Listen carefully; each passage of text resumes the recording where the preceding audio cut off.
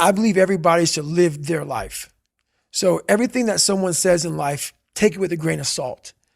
Take what they give and don't be like, oh, David Goggins said this or whoever said this. No, do not take what I say and do exactly what I say. So for me, what makes me who I am, because my mission is very different than yours or anybody else's. I have to go into a situation knowing, okay, I'm a guy who wants to make people better. For people to get better, I have to continuously get better myself. For me to do that, I can't just say, oh, I have this resume. The resume is there forever. I'm good. I have to cap my success, because for me to help people out, I can't just say I did it once and I'm good.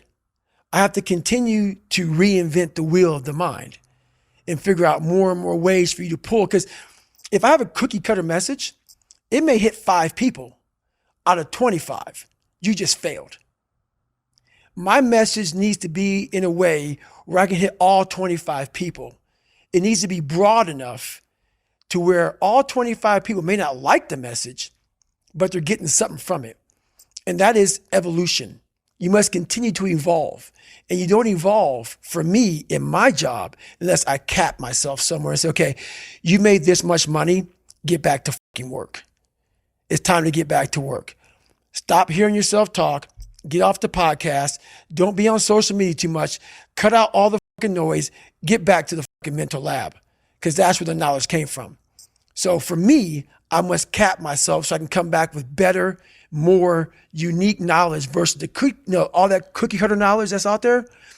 That's why people buy the books I have, because it's not cookie cutter. It's real knowledge. Well, I believe that you have to build belief. Belief is like, there's an after school special belief where the mom says, believe in yourself. And that's all great. But there's also a built belief. And the built belief is one where you are constantly, like for me, I came from a bad place. How I build belief is through the daunting tasks I put myself through. So that's proof positive that I can. So it correlates.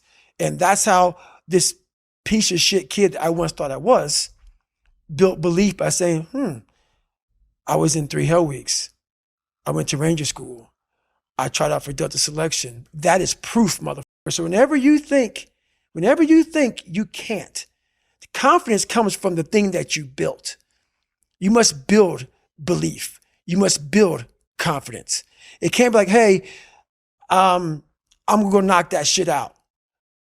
You got to look over here and say, I can knock that shit out. It's belief, and it's built on what you put in to yourself.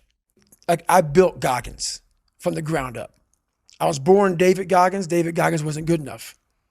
He was a scared, bullied, abused kid who struggled in life. And that kid, whenever something got tough, no matter how hard I trained, no matter how ready I was, whenever something got tough for me, David Goggins, the real David Goggins, would come out and he would quit. So I realized this over a period of time. So I had to build Goggins. And in that process, I have to go back to that mental lab. And that mental lab is at scratch. That mental lab isn't that trained humility. And so that's where I get better. I get better when I'm digging holes in the ground, when I'm waking up early knowing I don't have to do these things. That's where I get better. It's important to stay hungry, but it's important more to stay humble within that hunger. So while you're hungry, a lot of people are hungry, but humility is everything. As you get bigger, as you get more successful, you open the door for people to critique every fucking thing you do. And most of the people who are critiquing you usually aren't where you are. And all their critiquing comes from people who are really at a low level of life, which is sad. But what we do, people who are on the upper level, hearing the haters at the lower level, like I said, you'll never meet a hater doing better than you. True statement. I started having fun with it. So I'll go through the comments while most people don't go through comments. I go through them intentionally to look for the bad ones.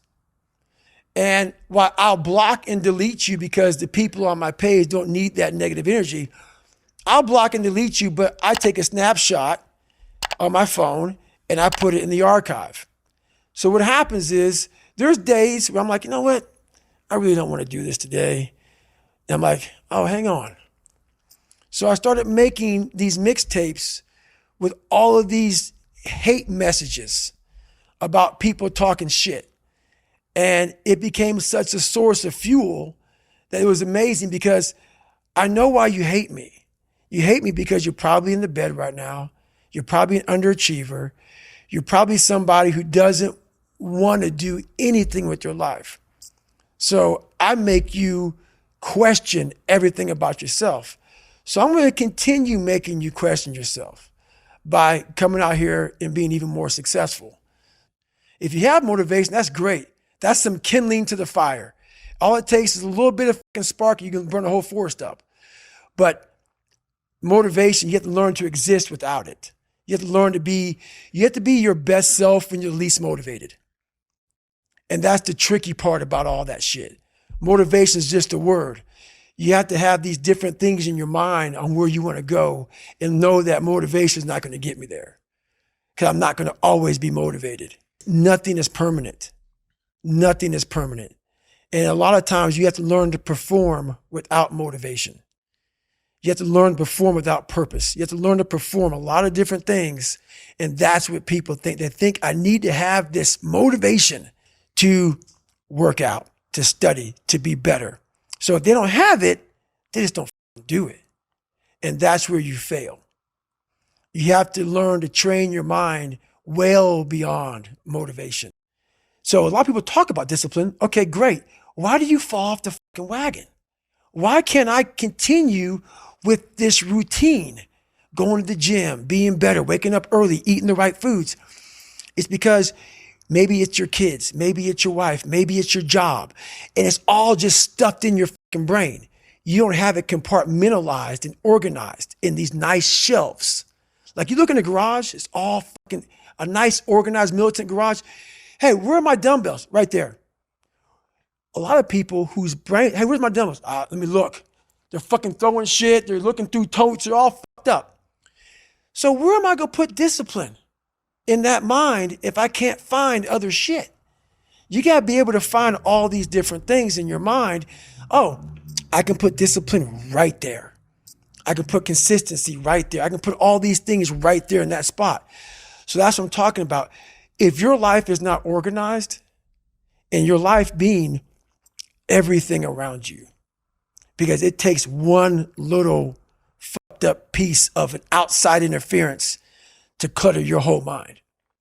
Your mind has to always be clear. That's why I meditate 2 hours every single night, because I refresh, I reorganize the garage, which is my mind, every night. So then discipline's in there, organization, everything is in this right spot. So when I wake up, I'm ready to go. So many of us come from these small places in our mind that we're not willing to think outside of only what we've seen. Our mind works in such a small compartment. And one thing I was able to do was to dream. Many people, but don't make dreams your master.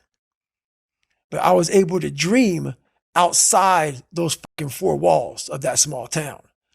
And until you're able to really put yourself into that dream, but don't make dreams your master, that's where you truly become what you're destined to become.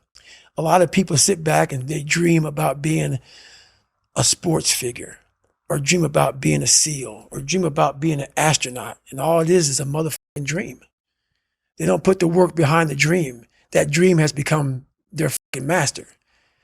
When you become the master of your fucking dream is when you say, I want to go be a Navy SEAL. And you say, okay, I'm going to lose 106 pounds in less than 3 fucking months. The dream was the one thing I thought about, and the dream was now gone. Now what comes in, the dream goes away, and the fucking laundry list of fucking details and tasks come up. Gotta do this, gotta do this, gotta do this, gotta do this. That's when you become the master of your dream. So a lot of people out there dreaming. People need to have purpose to get up. They need purpose to perform. You need to get to a point in your life where there's nothing on the docket. There is no 5K. There's no I'm going to get into school to be this or that and still perform to the highest level. Because what people don't get is one day that thing's going to come up. And if you're not constantly performing without purpose, you're not going to be ready when the time comes. It's this magical thing, purpose, that we're all looking for. But what's funny about it all is that we need these things to perform. But we don't take a second to realize the purpose is always there. The purpose never leaves us because the very purpose is you. You are always the purpose.